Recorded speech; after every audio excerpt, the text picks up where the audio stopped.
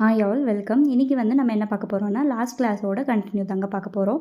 அதுக்கு என்ன பண்ணணும்னா ஒவ்வொரு பிளேட்ஸாக மெதுவாக நீங்கள் அரேஞ்ச் பண்ணி பின் பண்ணணுங்க. ஃபஸ்ட்டே பின் பண்ணக்கூடாது.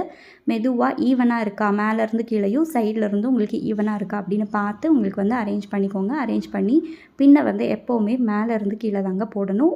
உள் பக்கம் தான் போடணும், வெளியே போடக்கூடாது. உள் பக்கமாக நீங்கள் பின்னை மேலேருந்து கீழே போட்டு விட்டுருங்க, சைடில் போடாதீங்க. போட்டு பெக்ஸ் போட்டு அதை அரேஞ்ச் பண்ணிவிட்டு ஃபஸ்ட்டு ஃப்ளீட்ஸை மேலே எடுங்க.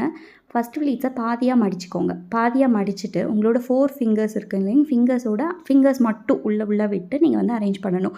அந்த லென்த் வரைக்கும் தாங்க விடணும். அதுக்கு மேலே அந்த கை போகக்கூடாது. அந்த ஃபிங்கர்ஸை மட்டும் நீங்கள் உள்ளே விட்டு அரேஞ்ச் பண்ணுங்கள். அப்போ உங்களுக்கு ஈவனாக கரெக்டாக வந்துடும்.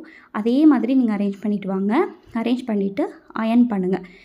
எப்படி அயன் பண்ணணும், எந்த டைரெக்ஷனில் அயன் பண்ணணும் அப்படிங்கிறதெல்லாமே நம்ம நாளைக்கு கிளாஸில் பார்க்கலாம். இதை கரெக்டாக பண்ணிட்டீங்கனாலே உங்களுக்கு பல்லு ஃப்ளீட்ஸ் பர்ஃபெக்டாக வந்துடும். ஓகேவா? தேங்க்யூ.